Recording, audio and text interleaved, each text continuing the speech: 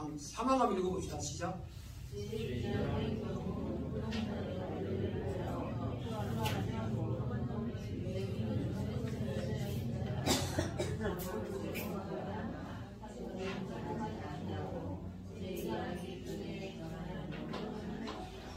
자, 여기서 하나만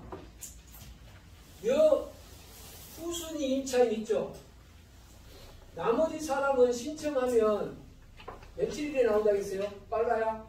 일주일 안에 나와. 근데 요 임차인은 배당 1 이후에 나와.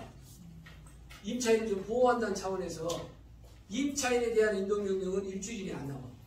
배당 지나서 나와. 결정문이. 차이점이에요.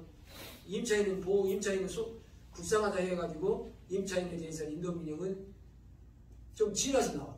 배당기일 지나서. 그건 3항은 그 얘기고, 이제 또 봅니다. 4항 보세요.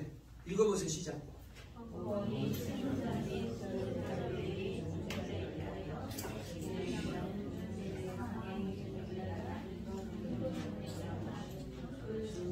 신문 네모 박스. 신문. 신청하면은 법원이 뭘 잡는다는 거예요? 신문을 잡는다는 거죠? 근데 누구는 신문을 안 한다는 거예요? 이 두 사람은 신문을 안 한다는 거잖아요. 그죠? 법정이 이 두 사람하고 나머지 신문주와 신문을 하죠? 그런데 봐요. 다만이라고 그랬죠? 또 읽어봐요. 시작.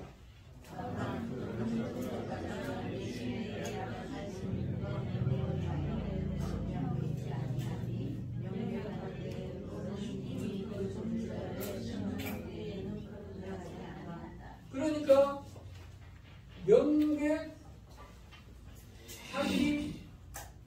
아니한 경우는 이 사람들도 뭘 한다는 거예요? 신문을 한다는 거죠. 그럼 명백한 경우는 뭘까요? 대항할 수 없는 명백한 경우는 이 사람의 전입일자가 후순이죠. 이 사람은 2014년이고 이건 2013년이니까 이게 명백하지. 이 사람은 대항이 이런 게 명백하죠. 이럴 때는 신문 안 한다는 거예요. 그러면 유치권은 불분명하죠. 긴가민가하죠. 그럼 유치권 상태로 제가 인도명령 신청하면 법원은 100% 무슨 기일 잡는다는 거예요? 신문기일 잡는다는 거예요. 그러면 신문기일을 잡으면 유치권자가 뭐 해야 되냐면 자기가 유치권이 있다라는 어느 정도의 뭘 해야 되냐면 유치권자가 어디 갔어? 유치권자가 소명해야 돼. 증명하고 소명은 달라요. 증명은 요건 사실에 대해서 입증을 해야만이 그 주장을 받아들이는 거고, 소명은 대충 이렇게 그럴 수 있을 것 같다라는 자료만 돼도 받아들여준 것을 소명이라고 해요. 그러면 소명 자료를 내면, 유치권자가 소명 자료를 내면 첫 번째 사문서 이저가 될 수도 있고, 이해 가죠? 가짜로 낼 거니까 어차피 가짜로 낼 거니까 이런 문제가 걸리기 시작해요. 그러니까 소명 자료를 잘 낸다 안 낸다? 안 내고 끝나지. 소명 자료를 안 내지. 이제 유치권이 허위라는 가장 유치권이라는 전제 조건이 깔려 있는 거예요. 우리가 그만한 단서가 있는 거예요.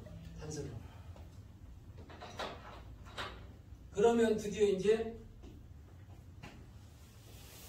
5항 한번 읽어보세요.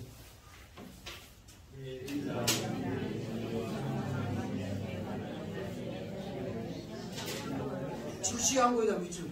뭐가 인도명령이 안 나온다든지 기각된다든지 그러면 또 인도명령이 받아들여지면은 유치권자는 즉시한 거 하면 되는 거예요. 즉시한 거. 6항.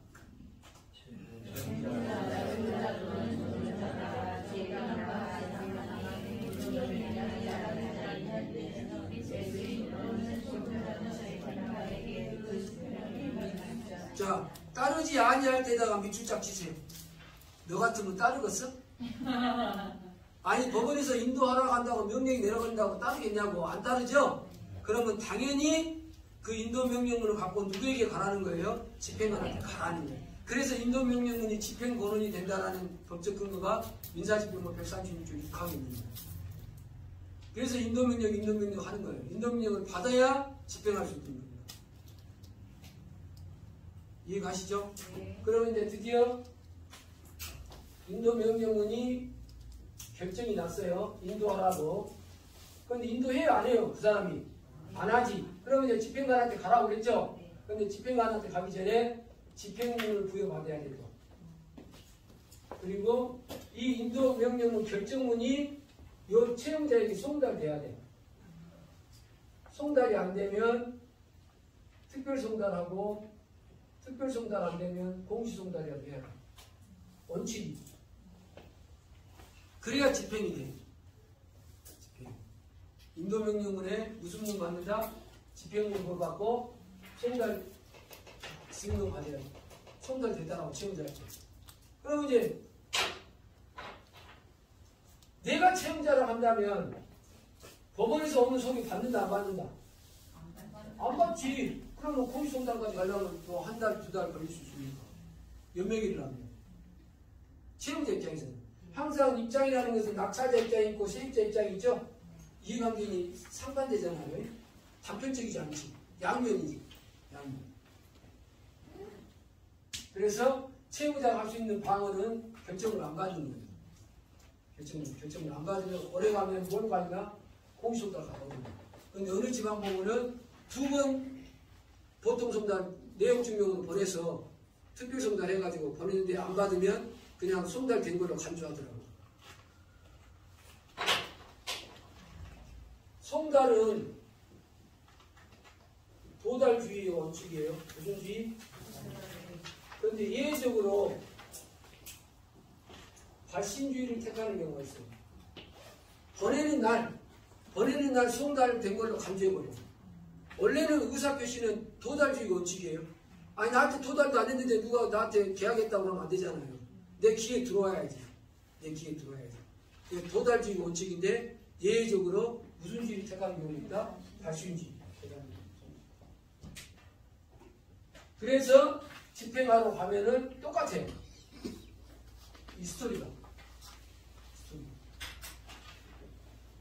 요거는 2만원도 안 들어. 인도명령 신청하면 몇만 원도 안 들어? 2만 원도 안 들어. 2만 원. 그러니까 반드시 한다 안 한다? 한다. 그럼 순서가 어떻게 돼야 돼요? 처음 순서가 정규직들이 같이 여기서 교육 여기서 끝난다고 했어요. 그래도 안 나오면 인도명령 일주일 안에 나와. 세입자는 배당기일 지나서 나와. 나오면 집행문 부여받고 인도명령 결정문에다가 뒤에다가 집행문 부여받고 송달증명서 끊어달라고 경매 계장한테 가서 그럼 2개 끊어주면 집행관 사무실 가서 집행관 신청하면 돈 예납하고 똑같아요. 집행관 사무실이 집행관이 개고장을 보내면요. 무슨 장 보내면? 개고장. 집행하기 뒤에 일주일 전에 개고장을 보내면 99.9% 합의가 돼요. 그러면 결과적으로 내가 낙찰받아서 집행할 일은 있다 없다? 없다. 그런데 이 절차를 거치지 않고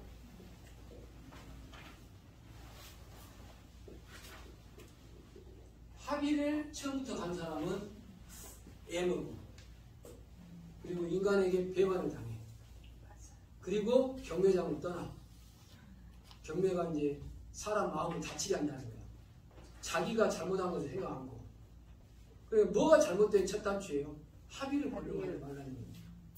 합의. 절대로 합의를 보려고. 낙찰 받는 날 그날 합의 못하기도 합의 보지 볼 필요 없어요. 그럼 꼭 당해. 그 미끼에 걸리더라고. 어디까지 가야 돼? 최소한도 전주까지 가야 돼. 최소한은 인도명령문이 송달되는 단계까지 가서 합의가 납니다.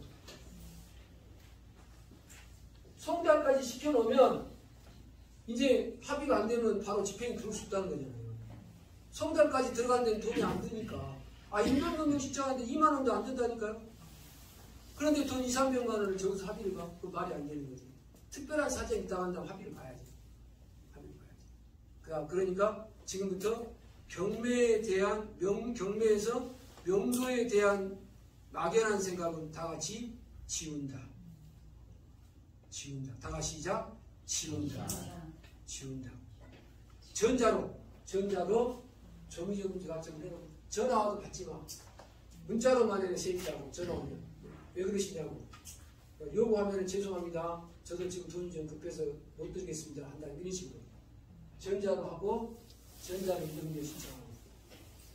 전자 신청. 그래 놓으면 바짝 연락이 오게 돼 있어. 가면 커피 내줄 때 종이컵에다 안 줘. 잔에다 줘. 자세가 완전히 상황이 바뀌어 있어. 왜냐하면 다 알아보거든요. 세입자분들도. 그럴 거 아닙니까? 세입자분들. 그래서 저도 경매를 그렇게 오래 했지만 단 한 건도 집행한 적이 없었어요. 50만 원 준다니까 500만 원 주는 경우도 많아요. 그러니까 내가 명도하러 안 가. 내가. 그러면 나는 어떻게 가느냐? 이건 영상으로 찍으면 안 되는데 꺼야 되는 거예요.